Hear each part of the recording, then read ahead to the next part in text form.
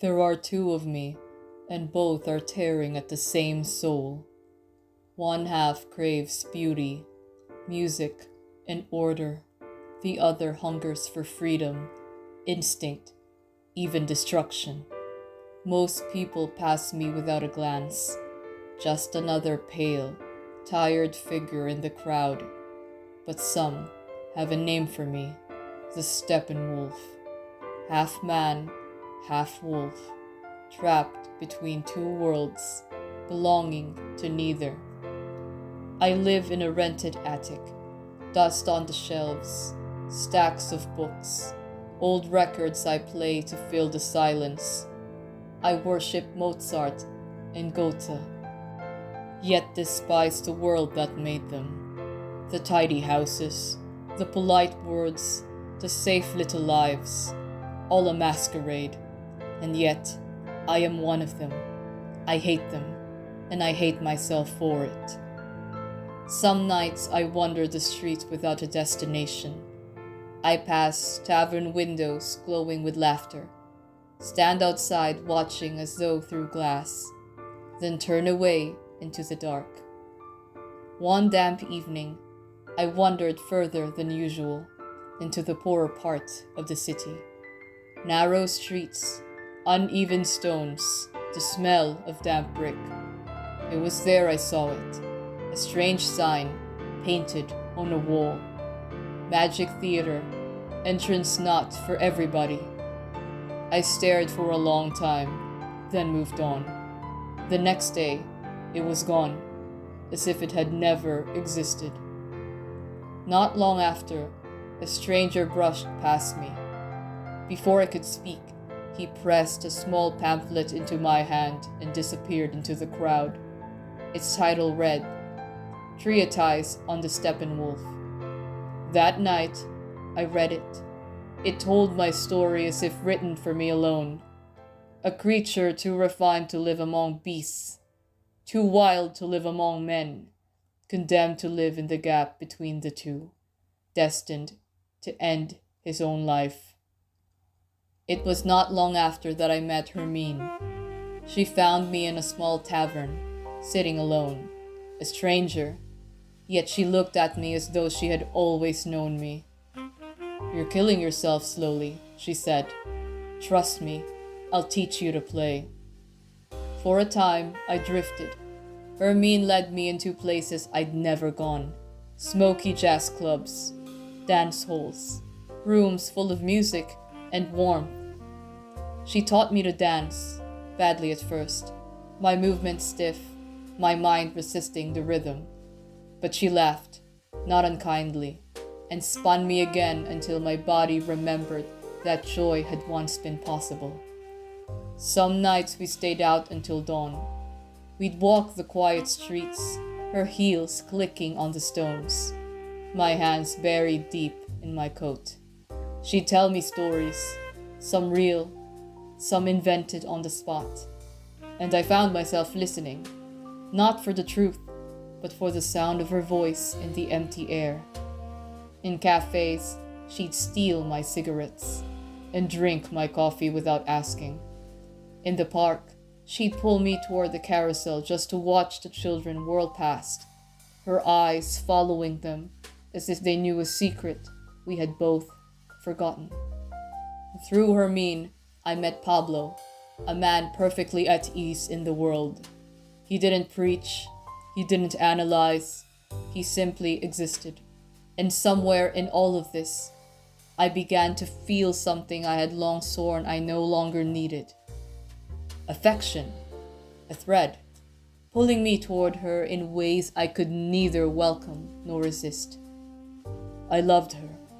She told me gently she would not stay. Her words were not cruel, only certain, like the closing of a door you knew would never open again. The days blurred into weeks.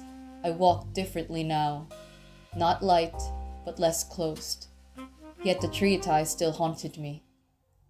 One night, Pablo invited me somewhere special, a place marked with the same words I had seen that night in the poor district. Magic Theater, for madmen only. We stopped in front of it, The doorway looked small, almost hidden between dark peeling walls. Pablo turned to me, smiling in that calm way of his. "Hermine is waiting for you inside," he said. "I'll stay here." Before I could ask what he meant, he stepped back into the shadows. Only I was meant to enter. Inside, the world dissolved into visions.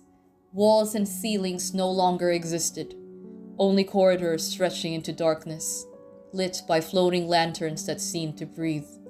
1,000 doors lined these halls, each carved with strange symbols, each humming softly as if alive. I reached for the first. It opened onto a battlefield beneath a burning sky. Armies clashed at my command, banners torn, steel flashing, cries filling the air.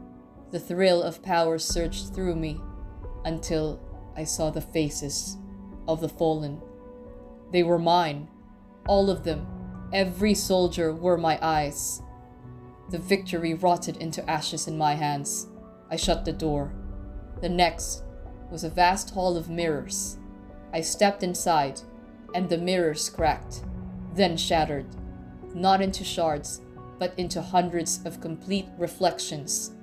Each was me, the scholar hunched over books, the drunk staggering through streets, the lover reaching for someone just out of frame, the coward turning away from a fight, the murderer with blood on his hands, the child clutching a toy. They did not speak. They only watched, waiting for me to acknowledge them. Another door revealed the grand ballroom. Chandeliers blazing, music swelling. I was there, smiling easily, surrounded by people, my hand resting on a woman's back as if I belonged. The mask on my face was perfect. So perfect, I almost believed it. But behind it, I felt my teeth ache from the strain of holding it in place. The applause became hollow, then faded. Another opened to a small, dim room, dust motes swirling in the air. Mozart played softly from an unseen source. I sat alone, listening as though for the first time. The notes shimmered with life, something eternal. And I realized beauty had not abandoned the world. I had abandoned myself to a narrow, joyless picture of it. The doors kept calling. One led to a courtroom where I stood, accused by a jury I made up entirely of my own faces. They spoke not in words, but in my own thoughts thrown back at me. Every lie, every cowardice, every moment I chose safety over truth. Another opened onto a wild meadow, under a silver moon, the wolf in me running free at my side. We moved together, no chase, and no fight, only motion, only breath. Door after door swung open, each dissolved something inside of me. Pride, fear, certainty, the mockery I once felt for the world, softened into something like compassion. The wolf was no longer my enemy. The treatise had been wrong. I was not two creatures locked in war. I was a house with countless rooms, each one waiting for me to enter. In the deepest chamber, I found Hermine. She lay before me, her eyes open, calm, almost expectant. A knife was in my hand, and in the impossible logic of the theater, I knew she wanted me to kill her. Not in hatred, but as the last act she would ever ask of me. I knelt beside her, and her gaze didn't waver. There was no fear, only quiet acceptance, as if she had seen this moment long before I had. My hands trembled. The blade hovered above her heart. I searched her face for any sign to stop, but she only gave me the faintest smile, the kind she used to give when she caught me overthinking. I drew in a breath that felt like it might break me, and pressed the knife forward. It slid in without resistance. Her lips parted, not in a scream, but in something like a sigh. The warmth of her blood touched my hand, and the world seemed to hold its breath. Then, laughter. Soft at first, then richer, warmer, a sound I recognized. Pablo. I turned my head, and through the haze I saw him, stepping out from the shadows, saxophone slung casually in one hand. His face was calm, almost amused, as though he had been watching the whole time. The laughter wasn't cruel. It was kind, a strange kindness that stripped the moment of its unbearable weight. He walked toward me slowly, his voice easy and unshaken. It's just a game, Harry. Even murder is illusion. The lesson is to laugh. When I awoke, she was gone.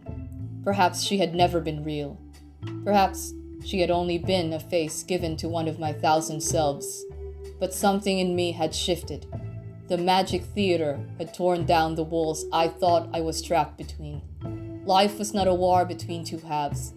It was a house with many rooms, each holding a self I had once denied. I had learned that the wolf was not my enemy, that laughter could be a key, that masks could be worn and removed without losing the face beneath, that beauty had never left me.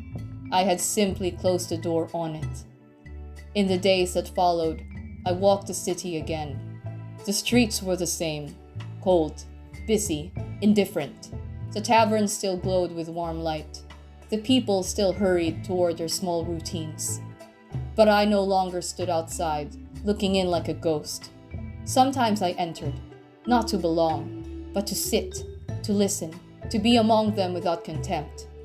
I began to write again, not the bitter, strangled sentences of before, but words that felt like open windows. I met strangers' eyes. I even danced once in a small cafe when a song I recognized drifted from the corner. The treatise had told me my story would end in despair. It had been wrong, or perhaps it had only given me the first chapter. I was still the Steppenwolf, still walking the line between solitude and the world, but now I carry the seed of understanding, that identity is not fixed, that despair is a room, not the whole house, and that even in the heaviest of moments, somewhere deep in the corridors of the soul, there is a door that opens into laughter. One of 1,000 selves beneath the same skin, still walking, still learning, still willing to begin again.